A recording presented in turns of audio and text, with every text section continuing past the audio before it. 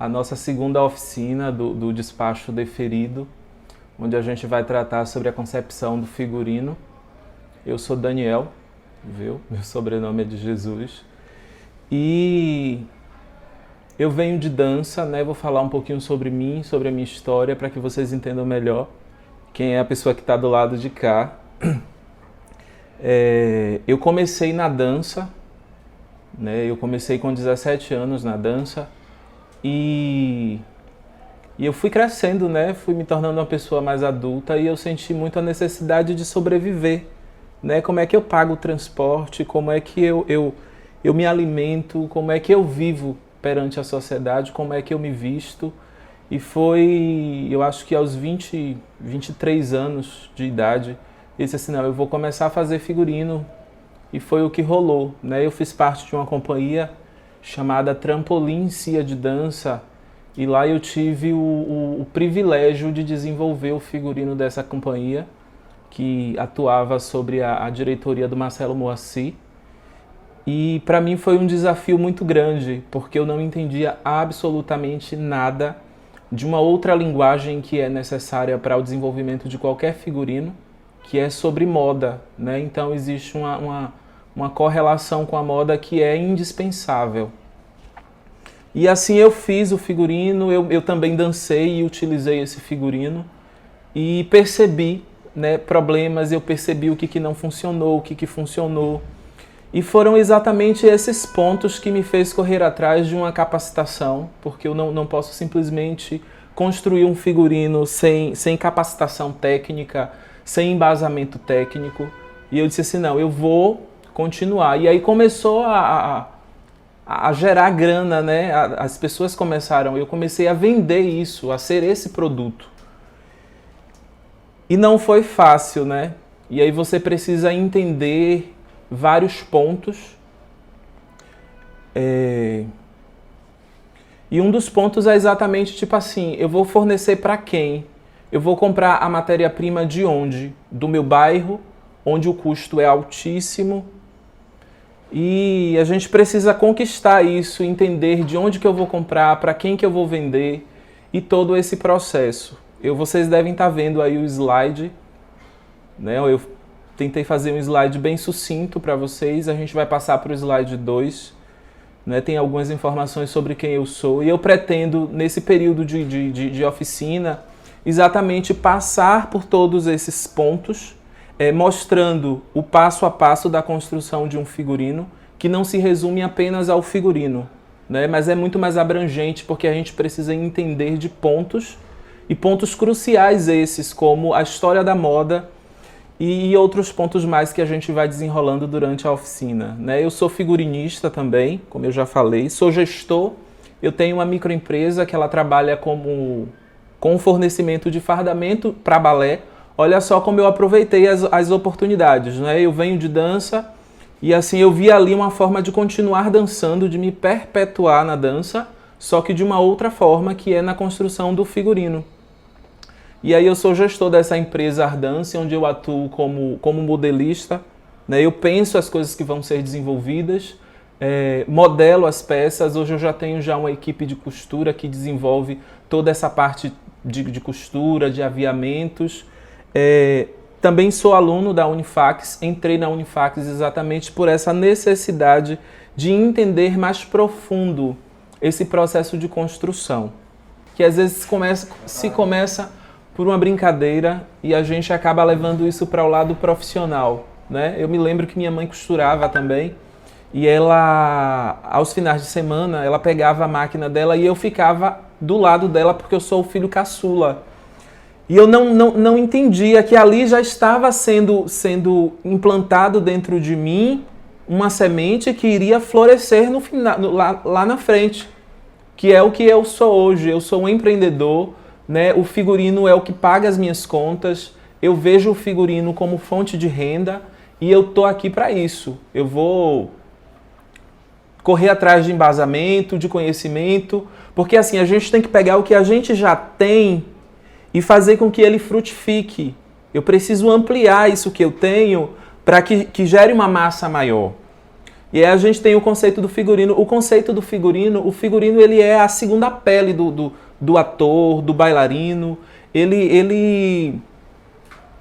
Imagine um ator sem o figurino, a não ser que esse figurino fosse o nu.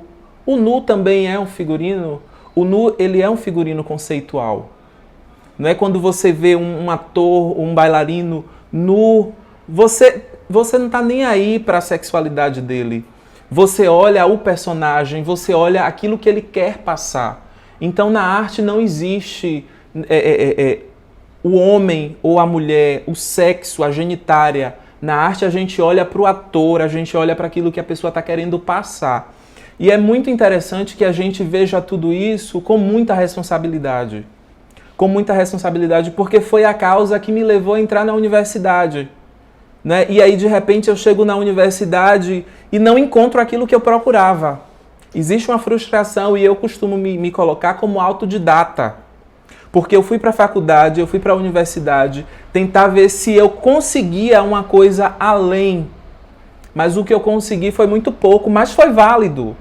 Foi válido porque lá você entende o quê? Você entende círculo cromático, que é muito importante para o figurino. A gente não pode deixar de lado essa questão da cor. Como que uma cor ela é tão importante para o quesito figurino? Na universidade a gente estuda muito aquela questão da história da moda. Né? Se a gente vai pensar um figurino que aconteceu lá nas décadas passadas, né? Figurino que é de realismo. Como que a gente desenvolve um figurino se a gente não conhece essa história? Então são pontos que a gente vai depurar ao decorrer da oficina. E eu quero que assim, durante esse período, se tem alguma dúvida, quer fazer alguma colocação, sinaliza, porque é aí que está a nossa troca. Porque talvez a dúvida de um justifique a pergunta do outro. E assim a gente vai nos provocando. Isso é gostoso e isso é o que a gente quer, tá? O figurinista nada mais é do que o idealizador, aquele que planejou, aquele que criou. E assim, por trás do figurinista, porque a gente imagina que ele só simplesmente sentou ali e desenhou. Não, tem todo um processo de pesquisa, tem todo um processo de busca de conhecimento, de informação. Gente, eu estou aqui, eu me lembro que eu costurava na casa de uma vizinha, né? Porque minha mãe tinha uma máquina preta, aquelas máquinas bem antigas. Né? E aí foi desenvolvendo, eu precisava de um outro tipo de maquinário, eu costurava em um quarto de uma senhora que não tinha nem luz. Mas assim, a minha gana, e eu tô aqui com 32 anos, eu digo, eu não posso ser outra coisa. Eu preciso correr atrás, eu preciso buscar. E é o que eu digo, porque assim, eu não quero só falar a ideia do figurino. Como que se constrói um figurino. Mas eu quero mostrar que existe mercado para vocês. Que de repente é o rapaz que só faz o crochê. Existe um mercado, como que a gente desenvolve isso? Né? E existe também assim as diferenciações, né? De roupa normal, de figurino, de fantasia. Porque parece que é tudo roupa, mas são coisas que têm finalidades completamente diferentes. Gente, aí tem algumas etapas, não é? O figurino tem algumas etapas que a gente precisa respeitar. Não é? Existe vamos fazer o solo, né, da Jaqueline, do despacho deferido, não é? Mas assim, pra gente, como é que a gente constrói? Eu vou trazer, né, já que estamos todo mundo junto, né, eu vou trazer esse solo como uma das referências. Pode passar para o slide 5, tá? Como que a gente pensa esse figurino? É do nada? Não é do nada. Nenhum figurino, nada nasce do nada. Né? Tudo tem um ponto inicial, tudo tem um porquê, que na verdade são os porquês, né? Não, isso nasceu por conta disso. Tudo vem de uma necessidade. Tá, tem-se essa proposta do solo da Jaqueline. Assim, a gente precisa entender qual é a história. O que a Jaqueline quer passar com o solo? Né? O solo acontece em que período? Por que esse solo acontece? Quem são as pessoas envolvidas? Entendeu? O que motivou a criação desse solo? Nada nasce a partir do nada. Então, a gente vai fazer um figurino, a gente vai desenvolver um figurino, não é? Se é de teatro, o diretor vai contar uma história, Romeu e Julieta, um exemplo.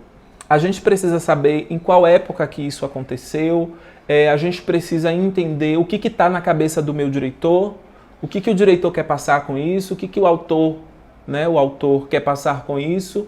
E a gente vai pegando todos esses pontos e a gente vai colocando na ponta do lápis.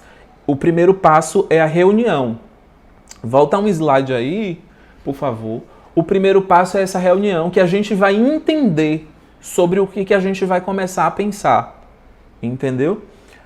A gente entendeu, exato, a gente entendeu sobre o que a gente vai começar a pensar e a gente vai ticando, vai anotando tudo.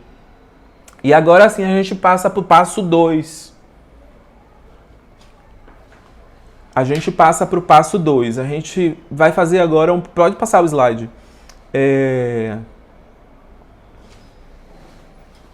O processo de pesquisa. A gente entendeu quais são os pontos que movem, o que me motiva a criar isso, o que eu quero passar, quais são as minhas angústias, quais são as minhas dores, né, dentro desse protagonismo, dentro dessa história que eu estou tentando criar. A gente agora vai para um processo de pesquisa, né? Que é isso, pega tudo isso aí que foi o que eu fui fazer na universidade. Eu já fazia tudo isso. E eu digo, não, gente, falta alguma coisa. Falta alguma coisa, porque se o meu cliente chegar para mim e dizer assim, olha, eu preciso de um figurino que retrate o período medieval. Como que eu vou ficar louco? Eu não posso me apresentar perante o meu cliente como uma pessoa louca, como uma pessoa que não tem embasamento técnico, como alguém que está fazendo algo que não domina, né? E aí eu vou para os livros, eu vou fazer esse processo de pesquisa, porque as coisas elas precisam estar bem linkadas. Assim como uma fala de um ator com o outro, né? Essa correlação que eles têm em cena precisa estar muito bem encaixada, não é diferente com o figurino.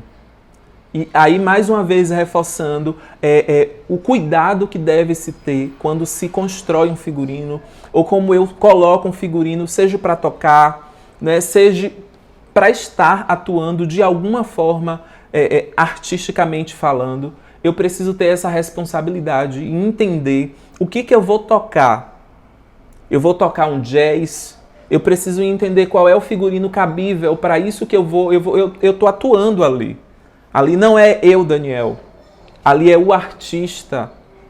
E a gente precisa parar e pensar que realmente precisa ser com responsabilidade. Até porque hoje em dia tudo é muito o que as pessoas estão vendo, de que forma que eu estou me vendendo. Você quer falar alguma coisa, Thiago? Mas se quiser, fica à vontade, tá? É a nossa troca. De que forma que eu estou... Também, né? A conversa. Sim.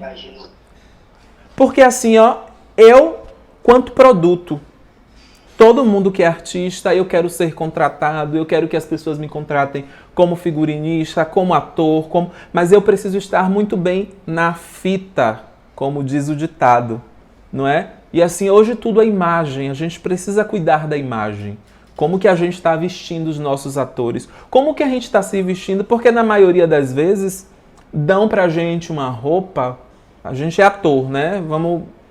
Eu quanto ator agora. E chega pra mim um figurino e eu simplesmente visto um figurino. É de responsabilidade minha quanto ator entender também aquele figurino. Entender. O processo de pesquisa é exatamente para isso. Eu vou desenvolver um figurino, eu não posso fazer um figurino da década passada com um figurino como se fosse hoje. Se o meu figurino é para os anos 20, não tenho como pular. Então esse processo de pesquisa está muito ligado a isso, a eu entender qual é o tipo de indumentária que se usava naquele período, a eu entender se é cabível ou não. Vocês estão entendendo, gente? Porque se não tiver, me pergunte, porque a ideia é a gente entender, compreender e que fique claro todas essas informações. Viu? Então a gente fez a reunião, não foi? Fizemos a reunião para entender quais são os pontos, o que a narrativa quer contar, em que período isso acontece, e aí eu vou para o livro. Até porque eu não perco tempo, por exemplo, 2020. Estamos em 2020. Não é? Eu preciso contar um fato que aconteceu em 89. Né? Período real, lá para trás. Então eu não vou pesquisar em 2020. Eu já vou direto pesquisar naquele período, porque assim a gente trabalha muito com tempo também. A gente não pode deixar com que o tempo passe despercebido. A gente trabalha com tempo, então a gente precisa criar um cronograma respeitando todos esses pontos, todo o tempo, porque tempo se resume unicamente em dinheiro. E a minha linguagem vai ser sempre voltado para isso. Existe uma paixão que me move, mas existe também uma necessidade financeira que eu não posso abrir mão disso. Eu sou empreendedor até morrer. Porque é isso que... E hoje o mundo ele é do empreendedorismo. Todo mundo faz alguma coisa para vender, todo mundo quer vender alguma coisa, então todo mundo desapega lá na OLX. Entendeu? Então vamos para o passo 3. A gente fez a reunião, entendeu? Massa. Vamos pesquisar agora tudo sobre esse período, tudo sobre isso que quer dizer a narrativa. Entendeu? Agora a gente vai para um ponto que é muito gostoso também, né? Que é essa questão da pesquisa de personagens.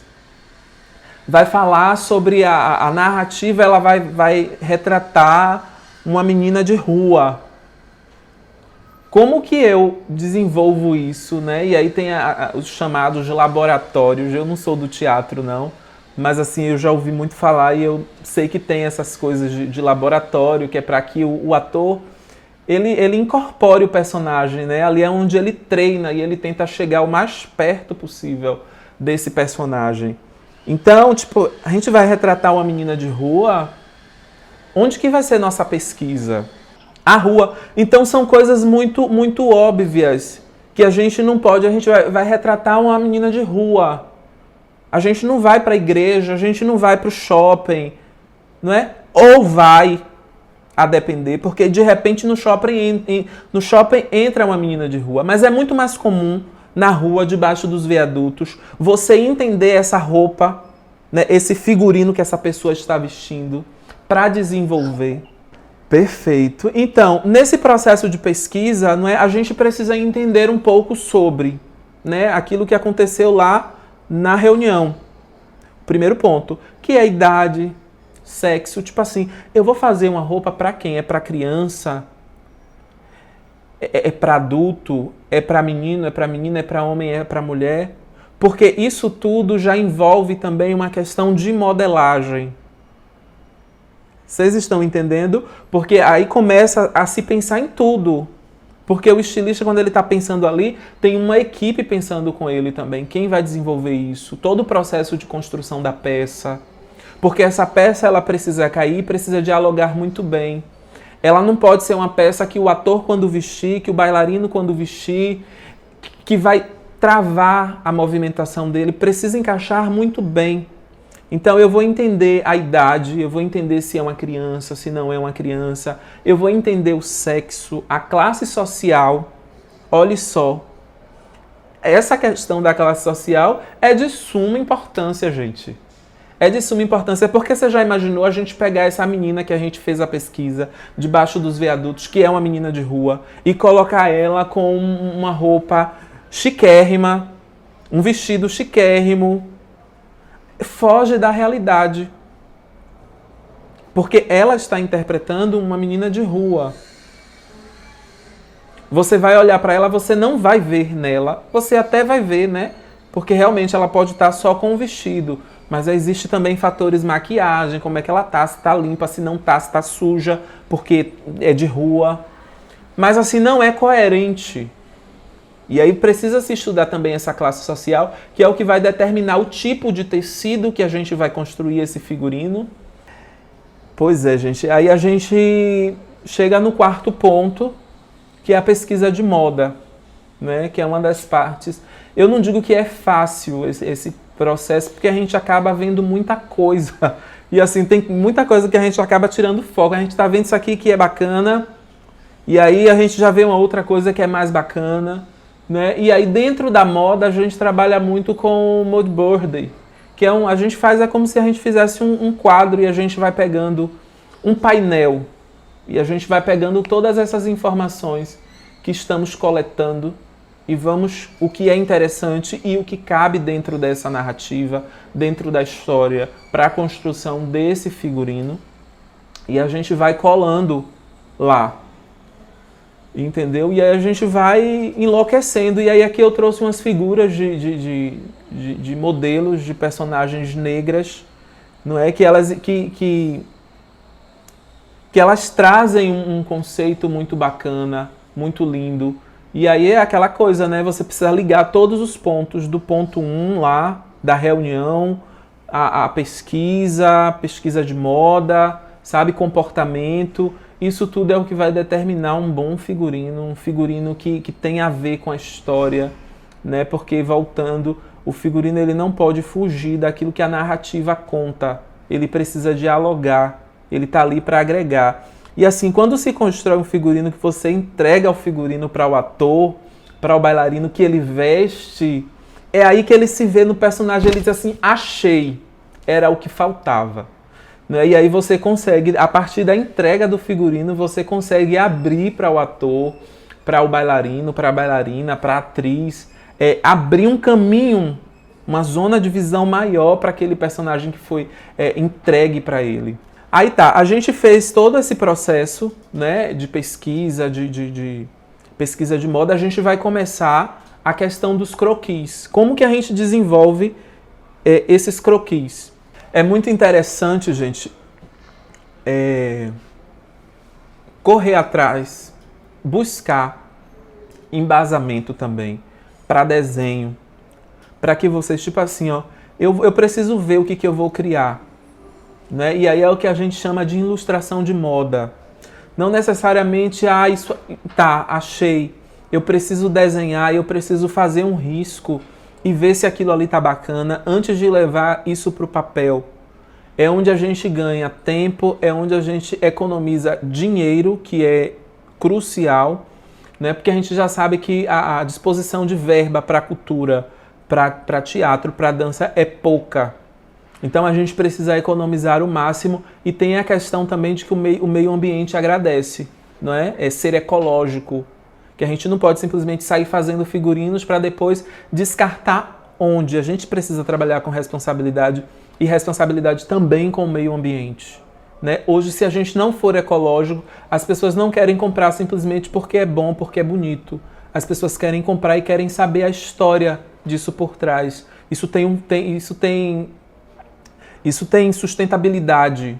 Isso eu quero. Eu pago um pouquinho mais caro, mas eu sei que eu estou dando a minha colaboração para o meio ambiente, e isso é válido. Não é? Então tem várias técnicas e várias formas de desenvolver esses croquis, porque a gente precisa fazer esses riscos antes de mandar para a modelagem, porque são etapas. Depois de todos esses processos, a gente vai para a ilustração de moda, que é onde a gente põe no papel, a gente risca aquilo que a gente idealizou com todos os pontos de pesquisa que fizemos. Seja a pesquisa de moda, seja a pesquisa histórica, né? Todos esses pontos a gente leva eles em consideração. E a gente vai buscar essa informação do período, como era que usavam as roupas, as saias, elas tinham crinolina embaixo, elas tinham aquelas grandes anáguas embaixo. A gente precisa colocar isso no papel. Eu não preciso ser um expert em desenho, né? Porque às vezes, eu não sou expert em desenho, eu não sei desenhar. Mas assim, existem técnicas, existem caminhos para isso, não é? Que às vezes a gente acha assim, porque se eu decalcar, isso tira a minha dignidade, isso tira o meu potencial quanto estilista, quanto criador. Tem pessoas que nasceram com esse dom e tem outras que têm que adquirir. E desenho é uma questão de treino. É crucial para a construção do figurino. É indispensável. porque é onde você vai apresentar isso para o diretor, né? Porque você simplesmente não cria e joga no corpo dos bailarinos. Você desenha, faz a ilustração depois de todo o processo, você faz a ilustração, você vai apresentar para o diretor, porque vocês vão decidir isso juntos. Agora, se eu trabalho sozinho, né? Se é para mim mesmo vestir, tá? Eu vou olhar e eu vou analisar, eu preciso estudar esses pontos e ver se tá bacana, e ver se vai funcionar, se é condizente com o enredo, com a história, com aquilo que eu falei, Thiago, se é condizente com o tipo de música que eu vou tocar. Entendeu? Que eu posso tocar reggae, né, de paletó, de terno. Mas assim, vai funcionar bacana? Isso só prova que realmente é importante o enredo. Eu preciso saber para quê. Por que eu vou criar isso? As coisas não nascem do além. Então vamos lá. Então a gente pode desenvolver essa ilustração de moda de várias formas, né? Tem na internet, tem vários croquis já prontos, que são as bases dos corpos, né? A base do croquis, que você pode pegar um papel vegetal, faz a impressão desse croquis, pega um papel vegetal, põe em cima, trava com a fita crepe para trabalhar. E ali você pode trazer essa saia, você pode trazer essa blusa, você pode trazer esse vestido, entendeu? Porque assim, existem desenhos de moda muito lindos, comerciais. Mas assim, existem desenhos de moda que é só para o entendimento do artista. Eu não trago sobre mim esses dons de grandes desenhos de moda, eu não trago. Porque desenho, ele é dedicação, né? Eu enveredei muito mais para o lado da modelagem, que eu amo, do que para o lado de ilustração de moda. E a gente precisa também entender e respeitar o nosso lugar quanto profissional. Isso não me faz menos profissional da moda, do figurino, do que quem para e faz um desenho lindíssimo. É um outro dom e a gente precisa respeitar. A gente não vai se boicotar, sabe? Tipo assim, eu não vou me vender para vocês. Eu faço um desenho de moda lindíssimo, eu vou fazer esse figurino e vai sair assim, Christian Dior. Não vai. Né? Existe um estilista chamado Ronaldo Fraga. Os desenhos dele são muito brasileiros. Né? Você vê que não é aquele padrão de desenho de moda que as pessoas estão acostumadas a ver. É um outro padrão, é um outro risco, que não é mais e nem menos do que quem tem um risco diferente, estereotipamente mais bonito. Não, a gente precisa respeitar, entendeu? Então é interessante usar as cores nesse momento para você ver como é que vai ficar depois de pronto. Eu fiz uns figurinos, né? E eu fiz o figurino cru, eu fiz os riscos que dava para eu entender, muito cru, mas eu só consegui ver de fato depois que eu passei a tinta, que eu pintei e que eu consegui ver cor. Cor é muito importante para a criação do meu desenho de moda, para a criação do meu figurino, porque a cor ela vai falar muito sobre o personagem também, que tem a questão da psicologia da cor, das cores, e a gente não pode deixar isso passar despercebido. Gente, vocês estão vendo como é muito mais abrangente do que simplesmente pegar uma roupa e vestir? É muito mais profundo. Tem muita psicologia por trás disso tudo. Não é? Essa questão do azul, do vermelho, do preto. O que isso tudo remete na roupa? Então, pronto, a gente passou por todos esses processos. Agora a gente vai exatamente para a compra dos insumos, a compra do material, porque a gente já passou pela essa pesquisa de mercado, a gente já passou por todos esses pontos. Vai para a pesquisa de material. Fez a pesquisa, a gente vai para modelagem, que é uma das partes que eu sou apaixonado. Né? Porque você pegar um papel e você pegar um desenho e você transformar aquilo em uma peça tridimensional, eu acho que não tem tesão maior. Eu amo e lamento muito ter entrado na faculdade e não ter agregado absolutamente nada com relação a modelagem no meu curso, mas o bom é que a gente não para, a gente vai à luta, como diz a música, né? Então, quando a gente passa para essa parte de modelagem, é importante que a pessoa, o estilista, ele não necessariamente ele precisa ser essa pessoa que desenvolve todas as etapas do processo. A gente não consegue fazer tudo. Mas se nós, quanto estilistas, quanto figurinistas, entendermos alguma coisa, o nosso desenho vai ser um desenho possível de ser executado. Porque nem todo desenho ele é possível de execução. Às vezes ele precisa passar por um processo de aprimoramento, mudar uma coisa aqui, mudar uma coisa ali. Porque são cortes, não é? E às vezes o estilista ele é só um ilustrador. Né? Eu não sei se Denise se recorda, né, a diferença do ilustrador e do estilista. O ilustrador, ele é aquela pessoa que só faz os desenhos como vem à cabeça, como ele está imaginando. Né? Eu estou falando estilista, mas assim, a gente está atrelando tudo ao figurino, tá? Porque o estilista, o figurinista nada mais é uma pessoa que veio de moda, né?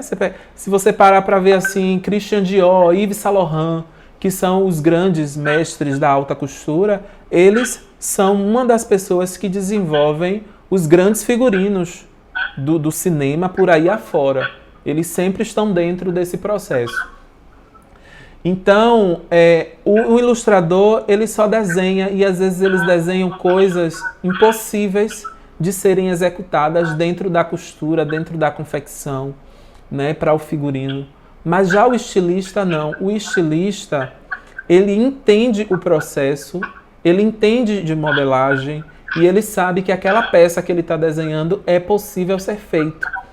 Quando a gente tem esse embasamento, quando a gente tem esse conhecimento, a gente economiza tempo também. Porque depois a gente não vai ter que refazer, ou a modelista não vai chegar para a gente e dizer assim, ó, isso aqui não faz, isso aqui faz. Porque foi um estilista que fez, foi uma pessoa que tinha todo esse conhecimento técnico que desenvolveu, e ele desenvolveu sabendo. Entender a modelagem da época, né? O que a gente está falando lá desde a pesquisa, que a gente faz os recortes, pegam imagens, cola no nosso painel, para que a gente não fuja do que a narrativa quer contar, do período histórico, de toda esses pontos que a gente não pode deixar passar, entendeu? Assim, a gente precisa respeitar a modelagem do período, os cortes do período, né? Não sei se nos anos 20, o que se usava, qual era o tipo de corte que se fazia. A gente não pode modernizar tanto, ao menos que todo o enredo seja, desde o início, contado de uma forma moderna, de uma forma atual, como diz os dias de hoje. Entendeu? Entender essa modelagem, se é para homem, se é para mulher, se é uma modelagem a gênero, que vai vestir tanto o homem quanto a mulher, entendeu? E um encaixe perfeito, né? Bailarino, e aí eu vou falar agora de uma coisa que me é muito próprio, né? Que eu fui bailarino. O bailarino, a bailarina, quando ela abre as costas crescem. É diferente do ator. Não é porque o ator, não é o bailarino que vai se movimentar e que vai tensionar a musculatura. E aí a gente precisa pensar nisso também. Porque de repente pode ter um ator que se mexa e que levante os braços. Como que isso vai impactar na modelagem? Essas informações elas devem ser direcionadas para a modelista, para a pessoa que vai desenvolver. Porque a gente precisa considerar uma folga ali. Tá entendendo? Porque senão quando a pessoa abrir, vai travar, ela não vai conseguir abrir os braços como deveria. A bailarina ela não vai estar bem em cena como ela deveria estar. Então são pontos que a gente não pode deixar passar. E aí vai para essa modelagem, a questão da flexibilidade, né? Se é calça, essa questão do gancho, a gente precisa entender disso também. Terminou esse processo de modelagem, é construída uma peça piloto. Essa peça piloto é para ver se está bacana, se não está. E aí, se eu estou falando muito de dança agora, porque é uma coisa diferente.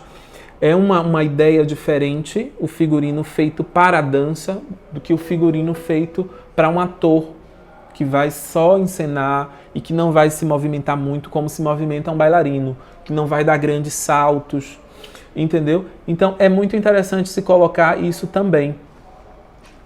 A gente não pode desconsiderar toda essa movimentação que vai ser feita.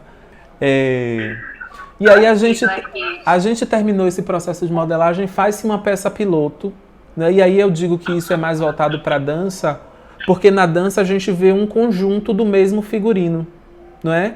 Tipo assim, tem 7 bailarinas utilizando a mesma roupa. Nesse caso, é interessante fazer uma peça piloto, para que a bailarina vista, uma das bailarinas vista, e faça um ensaio com essa peça. Porque se a peça tem movimento, se a peça tem giro, se a bailarina vai ao chão em uma dança contemporânea, a gente precisa ver de que forma que essa roupa ela vai dialogar com o movimento, de que forma que ela vai dialogar com o bailarino, se vai prejudicar o bailarino ou a bailarina em cena, porque não pode. Ela precisa vestir o movimento e não o bailarino apenas. Né? Eu acho essa frase linda e eu sempre estou reproduzindo ela, que o figurino para dança precisa vestir o bailarino e não o movimento e não o bailarino. E já no ator, não, eu acho que deve ser pensado muito mais na hora de produção, porque, tipo assim, cada ator é um ator e é uma roupa só. Às vezes tem 2 ou 3 roupas, porque no caso de fazer uma cena e a roupa sujou, tem que reproduzir essa cena e aí tem que ter réplicas dessa mesma peça. Entendeu? De repente é uma cena que vai molhar o ator. A cena não ficou boa, a gente precisa reproduzir. Já tem uma réplica daquela peça ali para que a gente economize tempo e para que a gente avance. Tudo foi feito dentro dos conformes, modelagem, peça piloto, a gente vai para a máquina.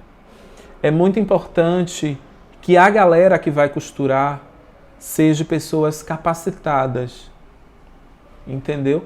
Porque tem que entender técnicas de costura, porque não é só pegou a máquina e botou o tecido lá e foi.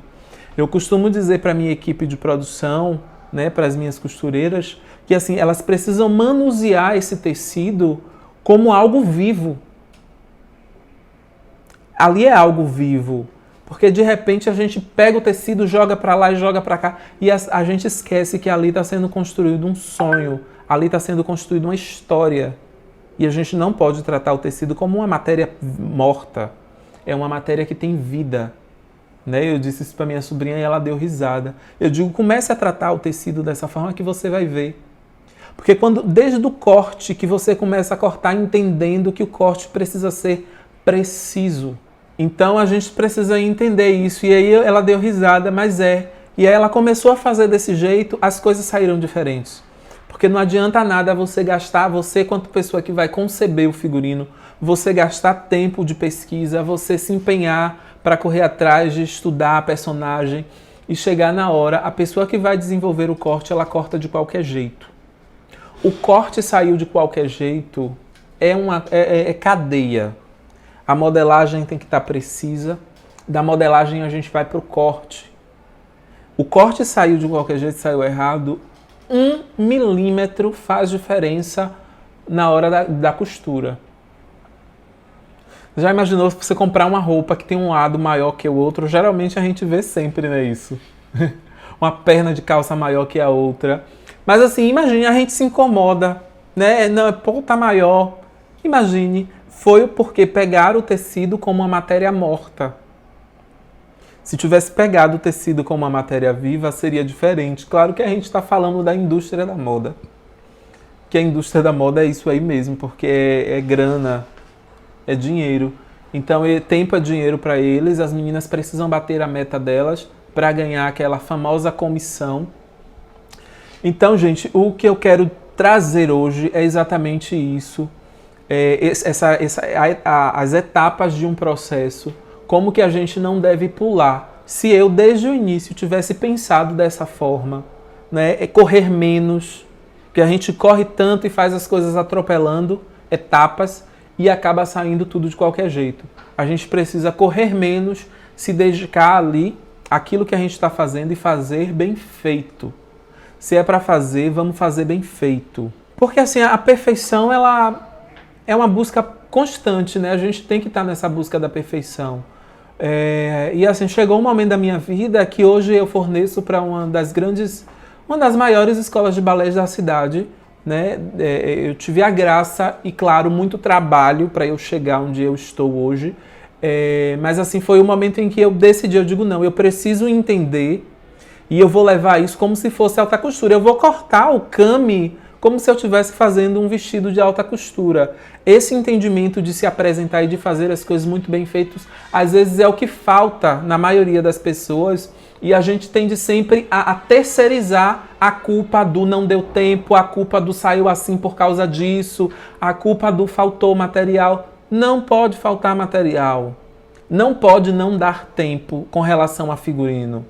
Porque assim, ó, eu costumo dizer assim, que Deus o livre e guarde. Se minha mãe falecer, eu preciso continuar fazendo o figurino. Entendeu? O figurino precisa sair de qualquer jeito, porque espetáculos são datas inadiáveis. A gente está falando de coisas que não dá. Um desfile de moda a gente consegue adiar. Mas assim, um espetáculo que envolve trocentos pais, que envolve não sei quantos alunos, é muita gente. Né? Um espetáculo de teatro que envolve atores, atrizes, sonoplastia, é muita coisa, a gente não adia, então a gente precisa trabalhar com responsabilidade. Então o dia de hoje foi exatamente esse chamado à responsabilidade, entender um pouco desse processo, de como que a gente inicia, entender o porquê, o pra quê e como fazer. É muito importante. Agora, claro que essas técnicas a gente não adquire em uma aula de 2 horas de duração, não é? Isso a gente dá só o caminho. A gente diz assim, olha, é possível você desenvolver isso e você começar a se sustentar disso. Porque eu sou a prova viva disso. Eu tinha de tudo para dar para o que não presta. Mas eu escolhi, eu digo assim, eu vou à luta com essa juventude, como diz a música. Eu escolhi estar onde eu estou. E assim, eu quero muito mais. E eu quero passar essa energia para vocês. Assim, é possível. Eu sei que eu sou um jovem de 31 anos. Talvez tenham pessoas mais maduras e pessoas menos maduras do que eu. Mas assim, o que eu quero é a gana por querer, é a gana por fazer bem feito. Sabe? Não vamos nos prestar a fazer de qualquer jeito. O figurino ele tem etapas e essas etapas elas precisam ser preservadas, mesmo que eu esteja fazendo, Tiagão, um figurino para eu tocar. Mesmo que seja uma coisa independente, mas eu preciso estudar qual é a melhor roupa, qual é a ocasião, eu vou tocar para quem, eu vou tocar por quê. Isso você vai ver como tudo vai se encaixar, vai estar linkado porque teve pesquisa. Por menor que seja a ocasião, teve um processo de dedicação, teve um processo de pesquisa e entender que figurino e fantasia, apesar de terem uma certa conexão, são coisas diferentes, né? Eu faço muita fantasia, né, para escolinhas de balé, essas roupas com muito filó, né? E eu passei a entender que existia uma diferenciação de uma coisa para outra. Que às vezes a gente pode acabar achando que é a mesma coisa e não é a mesma coisa.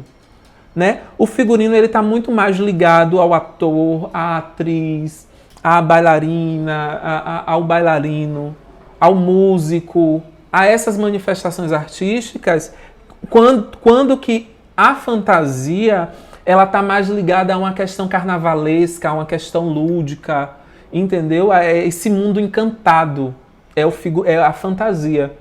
Então, entender isso tudo é muito importante, né? Que eu coloquei lá, eu acho que na ementa, que eu ia pontuar sobre isso, e é exatamente essa diferença que eu quero que a gente... Porque hoje eu já chamo fantasia de fantasia e figurino de figurino. Eu fiz um figurino para o Balé Jovem aqui da cidade de Salvador, que assim foi o figurino. Como que eu concebi esse figurino? Eu tive que ir para alguns ensaios, né, quando o processo ainda estava sendo montado, fiquei lá, assisti o ensaio todo, fui vendo cada corpo, cada bailarino, se ia para o chão, se não ia para o chão. O que o coreógrafo queria passar com essas informações, com essas movimentações, quais eram os anseios, né, do coreógrafo. E eu trabalhei em cima disso. Foi em cima dessas informações, de eu estar ali participando de todo o processo de montagem. Foi em cima disso que eu construí o figurino do Balé Jovem, e assim foi lindíssimo. E eu estive no camarim, porque não para, né? A gente pensa que o figurinista faz o figurino e pronto, lindo, maravilhoso, acabou. Não para. Porque assim, eu estive no camarim, tinha uma máquina disponível lá no camarim, caso algum botão caísse, caso alguma coisa acontecesse. O seu trabalho não termina quando você entrega o figurino, né? Muito pelo contrário, ele continua. E você precisa ofertar isso para o seu cliente, né? Esse cuidado, esse carinho. Não deu tudo certo. A minha satisfação é a satisfação do meu cliente.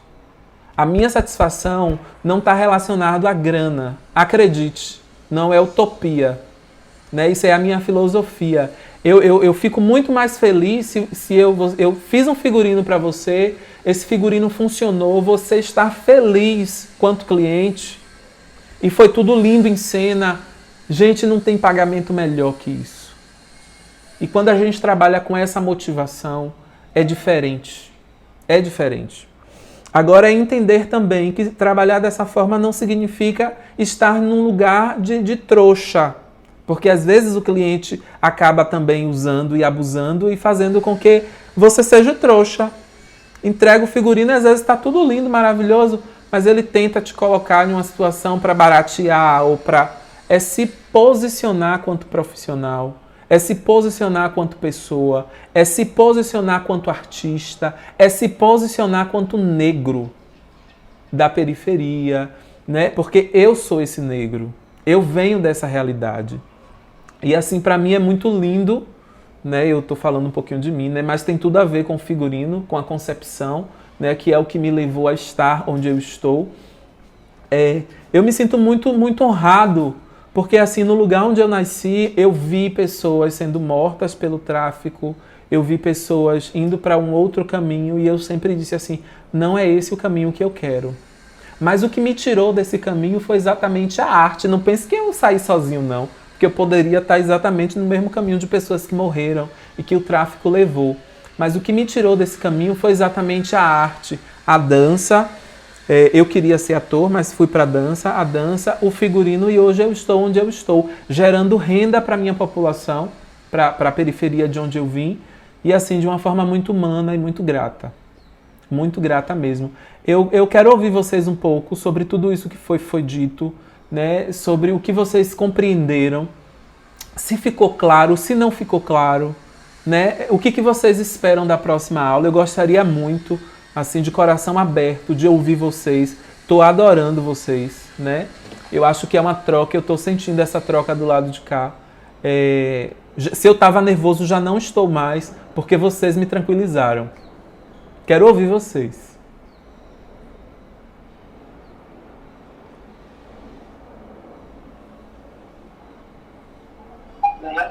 Isso aqui rapidinho. É só uma dúvida. Primeiro, muito enriquecedor esse papo com você. E a gente poder ramificar e ampliar nossos exemplos para mim também, né? Minha visão sobre o figurino, né? E vendo essas diversas outras condições, modelagem, comunicação, costura, que eu já sabia, né? Mas figurinista, estilista, enfim, todas essas ramificações. E aí me vem a dúvida, né? Assim, uma dúvida, mas a gente está falando muito de modelagem, desenho, ilustração, mas enquanto existe a diferença de figurino original para um figurino que seria comprado, é claro que muitas vezes o original é muito mais rico de interpretação e de feito, né, dentro de um trabalho. O original, eu chamava você para fazer o figurino na minha performance. É muito mais conceitual.